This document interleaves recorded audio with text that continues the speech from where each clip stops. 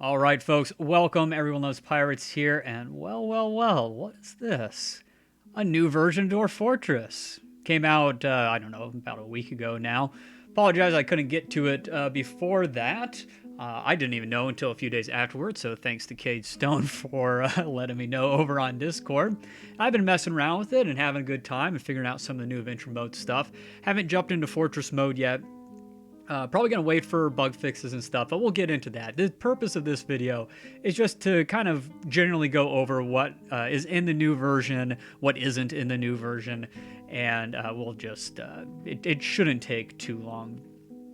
So, and actually, it's probably not a bad idea to address this, just so you guys know, if you do want to get a reward, like I got my beautiful crown drawing of the pirate dwarf, or anything else, one of the three-toe stories or something, they will stop doing rewards in February, I believe it said, or after February, so after this month. So if you haven't donated yet, or there's a specific reward you'd like, now's the time to get in there and get it while they're still doing that. I can't believe they've done it for as long as they have. But yes, let's get into the villains release. So this is essentially the foundation of the villain release, from what I've been able to tell. It's just kind of the first, couple stones being laid out, concrete's poured, and we're gonna hopefully see rapidly, but who knows with Dwarf Fortress development, we'll see it get more and more fleshed out from here. So, in Fortress, well, actually, you know what? I've read all this. I'll let you guys read this on your own time. You can follow the link in the description, and you can get to this page, or just go to bay12games.com/dwarves with a V and read it for yourself. But let's just go basically to the little change log thing here. So the first few things are for Fortress mode. We have guilds that can organize and petition for guild halls. Guild members can also do skill demonstrations. I haven't checked out any of the Fortress mode stuff, so I can't really give too much commentary on any of this, but I'll do my best as I see potential options to do so. Members of organized religions can petition for temples and priesthood recognition. Priests can give sermons and comfort stressed dwarves. So my hope is, because I didn't see in the changelog where they fixed the particular bug that caused my last fortress to go into a tantrum spiral. And that bug, if you haven't heard me complain about it many, many times already, was essentially the dwarves' opinions and stuff. You can never raise them. They only fell. So eventually they just all torn their clothes off and gnashed their teeth under a tree or something, or usually in a tree. So at least in Fortress mode now, they can petition for temples and stuff, so it sounded like if there's enough worshippers of a certain deity, they'll petition you to build a temple to that deity. And specifically, dwarves with the occupation of priest can give sermons and comfort out that kind of stress spiral, hopefully. I am thinking about getting into it again. I kind of think I want to wait for a bug fix. I kind of really want to wait for a tile set as well, but we'll see.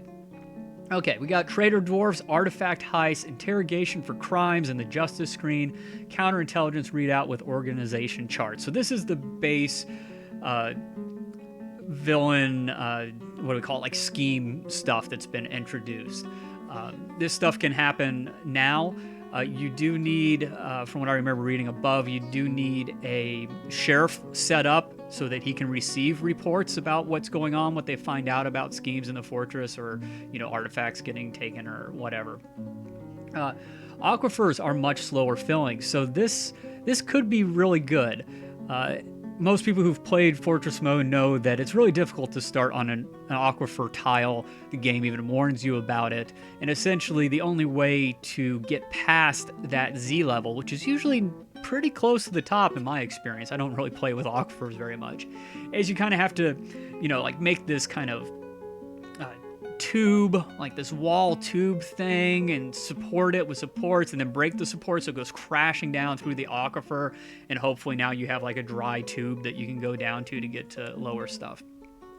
According to what I read above, supposedly you can just the water fills so slowly now for an aquifer, you should be able to build walls and stuff in like a 2, 3, 4 level of water before it just all comes rushing in. So if you dig into an aquifer, you have time to potentially work with it. I don't know how that's going to work out. It still sounds like it's going to be a huge pain in the butt. However, anything towards that, to addressing the aquifer issue, just for gameplay ability sort of things for people who aren't absolute experts, I think is a good thing. And he also said that there are also, I forget, heavy aquifers, I think, or deep aquifers is a secondary thing. It's one or the other. And those are the same quick filling aquifers that we're used to. So he hasn't replaced all of them, but most are going to be the slower filling model. You can start with a party adventure mode. Now we're going to get the adventure mode stuff that I've been messing around with for hours and hours, and I can speak on length, but I also just uploaded a video showing all the adventure mode changes in an actual gameplay of adventure mode. So if you're interested in what any of this looks like, go check out that video and you'll get to see it. It's 30 minutes long, but you can skip around if you want. So you can start with a party and adventure mode. And I show off the whole party creation stuff in that video as well. I don't know if there's a limit to that. I've added, I think, 4 to a party and didn't run into any issues except for just general slowdown. You can specify background and starting location and beliefs in adventure mode. And this is really cool. And background includes occupations, which is new. So that's the first new screen during adventure mode creation. And yeah, you can choose the occupation, which will give them a boost in the related skills. And they're actually easier to upgrade in the skills section as well. They cost less points, which I show off too.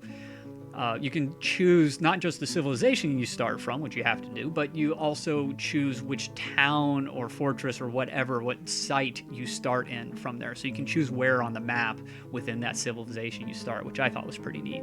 You also can choose the deity that you believe in or your adventure, or in each one uniquely, you can set all this stuff differently for. But you can choose the belief, you can choose the level of belief in that deity, from dubious, casual, all the way up to ardent. You can start with specified equipments and pets in adventure mode. This is the coolest darn thing. Obviously, the party mode stuff is cool too, but now you can essentially, the screen for choosing equipment is exactly the same as preparing carefully for fortress mode. You can choose from anything. You can get lye and charcoal and all these other things that you can't even use in adventure mode, but you can start with them if you want. You can also change the quality of like your armor and weapons, and you can get it all the way up to masterful. It takes a lot of points, so if you're going to mess around with this, I do suggest making a character or characters with the demigod starting amount of points for stuff, so you can really mess around with it. And the pets are the final screen. That is just like taking pets or animals along with you in fortress mode as well. Same menus. They'll be very familiar if you've done that. And obviously what you have access to in both of those menus depends on what your civilization that you started with has access to. So I talk about the different mounts in the video. I won't really go over it now, but I kind of, just through trial and error, figured out what you can and can't mount. And there's a lot of things I thought you should be able to mount. Animals I've mounted. This is sounding worse and worse the more I talk about it. But some of the ones like donkeys and mules you can't. But obviously horses you can. Any large animal that actually says, or sorry, not large, giant animal that says giant in front of it, you can mount. You can mount elephants and grizzly bears. So there's a lot of cool stuff you can do. Okay. Tactical combat mode for Adventure Party. Now, right now, I didn't really show that in the video, but you can change between... I showed how you can change between the characters. I just didn't show any combat. So you can move around and determine what each one of the adventurers in your party can do when it comes to a fight. Like, you control them like you do just the original adventurer from long ago. So what used to be a tedious, let's pick this body part from this guy and hit it with this type of attack and blah, blah, blah, blah, blah. Now you can do that for every single person in your party, and a 5-second fight can take 3 hours. Okay, having more options is never a bad thing in adventure mode. You can go to a tactical screen, which I show off real quickly, though not the results of it, and tell them that they can do their own thing, kind of like when you had party members before when you recruited them. So you don't have to micromanage that, but if you can if you want, if you're one of those kind of people. Adventurers can ride mounts, place items on pack animals, lead animals, claim pets, gift pets, and name pets. It says rider skill matters for melee/range rolls currently. I did not know that when I made the last video. I was wondering if it changed like what type of animals you could mount, but it didn't. And I didn't see any difference with actually riding around, but I didn't check out in all my stuff whether, it changed their ability to do more damage in melee or something. So that is good to know. But yeah, you can get on your animals. They will fight alongside you. They will fight while you're on them. You can fight from being on them. You can put stuff on them so you can carry a bunch of water or food and not have to constantly stop and hunt or go to a river to fill up your water skin with 3 units of water. Now you can just burden your animals of burden with it, and and you can start with that stuff too, except for the water. But you can bring some bags and fill them with water at the first river. You can give pets and your mounts away. You can give them to anybody. Typically, you probably want to give them to your different party members. As soon as you mount your animal, if your party member has a mountable animal, they will also mount it. So we can also pet animals in adventure mode. You pet them. That's it. We also have additional mood information in adventure mode conversations, from interrogation options, flattery, joke telling, calming remarks, and sermons. Right now, it doesn't really do a whole lot. If you put points into Judge of Intent, you'll be able to see when you're talking to someone, you hit K, you talk to them. When you're in the talking menu, up in the upper right will be their attitude towards you, how they're feeling about the conversation, maybe anything else that might be of relevance to conversating and interacting that way. You still get a little bit of info if you don't have points in Judge of Intent. And by the way, there is a rider skill, so obviously it's mentioned here, but you do need at least 1 point in that to be able to mount an animal, from what I've been able to tell. You can't learn that along the way or anything. So if you do want to test this out, make sure you put a point into that at least. Okay, joke telling was funny the first couple times, but there doesn't seem to be a lot of variety right now. And yeah, apparently even your adventurer can do a short sermon, but it really doesn't do anything yet. But he did talk about, you might be able to go around with a flock, kind of start your own cult and go around proselytizing to everybody you see. Simple intrigue display with actors and charts discovered in interrogation in adventure mode using the Q menu. That's your quest menu. I didn't show that off in the video, really because I haven't run into actually finding out any schemes or anything yet. I didn't really focus on that, but it's just one of the other things in Q, like looking at the different sites and quests and stuff. There's one for interrogation or intrigue or something like that. And then we also have divination shrines with dice and various effects. It took me forever to find one of these shrines, and I show you one that I eventually did find in that video I keep referring to. So if you kind of want to get a visual idea of where to find a shrine, because I literally spent multiple hours, probably like 6 hours or something, before I found a shrine with the pedestal with the dice on it. And Tony said about half of the shrines have these dice. And the temples might have them as well in the basements with artifacts. I didn't find any basements with artifacts when I was looking in the temples, so that was a bust. I ended up finding mine in a monastery, which is kind of like a wheel or O looking thing on the map. And but it wasn't near any of the 4 buildings that are in the monastery sites. It was just off by itself randomly. I stumbled across it as I was leaving the site because I had given up. So just if you want to look for it, you can do that. I do roll the dice in that video if you want to see what that does. And so we got lots of new intermediate positions, mostly without new mechanics. Didn't really see any of that. Alliances against world-ending threats and world generation.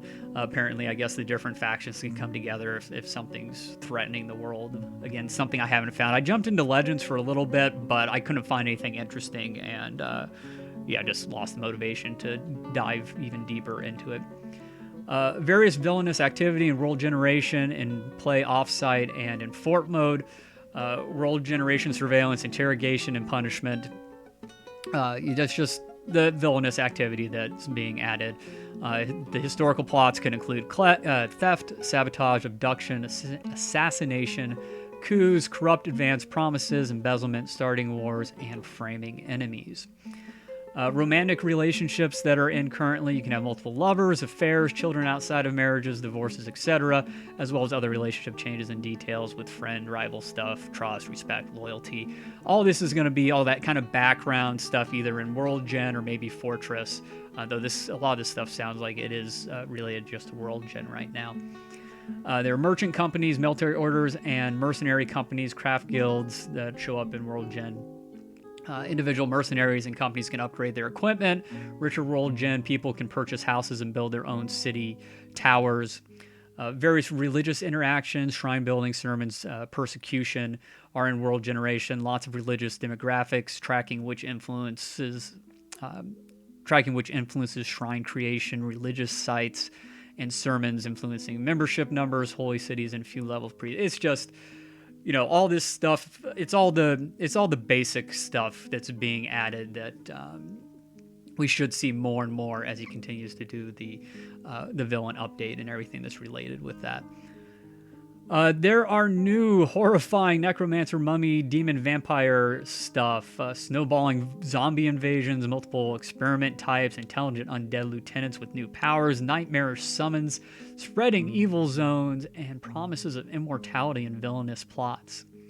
I'll be honest, this is not what I play Dwarf Fortress for. I often go in and I just turn off stuff like vampires and werebeasts, especially werebeasts, though that has been apparently fixed/changed a little bit, so maybe I won't run into crazy werebeasts every single time I start a fortress now. Dwarves can trigger dig deep disasters in World Generation, with repercussions coming to other sites, including Fortress mode. So this probably interacts back up here with, wherever that was, where different factions can band together to fight world-threatening issues. And some new locations, some map details still are in progress. You got monasteries, which I can show you in that video. Private city towers, I ran into some of those when I was playing. Didn't really seem to be anything different than just kind of the lord structure you find on like the outskirts of a lot of towns. It's basically identical from what I was able to tell with the ones I ran into. Guild halls, merchant counting houses, forts. I did run into a fort, which were kind of interesting. It's a big fortress, walls, towers, stuff, and in the middle there's multiple wooden structures or whatever structures where they have their place to eat and their beds and where they hang out and stuff like that. Castles have returned, basically unchanged. Didn't run into any castles. Better necromancer towers and simple outlying buildings. Don't know what makes necromancer towers better, except for if they just didn't exist. But no, you guys love the necromancer stuff. It's just me that doesn't, apparently. So some major bug fixes. There was apparently a visitor crash. There was also a crash that had to do with crimes and sending away dwarves. The other bug fixes, we got the change where creature trigger condition. I think that's what he was referring to up there. Don't know exactly what that change is. I didn't see it specified, but maybe I missed it. Boogeymen are now limited to only a few regions, but they're given new powers. Also didn't run into any boogeymen, but I always had people with me. So I don't know if the party still affects whether boogeymen will spawn, or if now they spawn no matter what in the few regions that they do spawn in. Fix an error where bandit groups would be deleted prematurely in World Gen, sure. Fix size issue with certain were creatures, okay. Fix bug where only last half a performance sentence was shown. All right, yeah, it's been a long time since I messed around with performances, but sure. And then fixed problem where biome and landmass names were sometimes split on the same biome/land mass.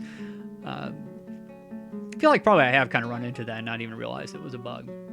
So there you go. That is the current version out there, 0.47.01. Toei did say that they will be focusing on bug fixes for the next version. If I can find that somewhere. I can't. But I did read it somewhere in there.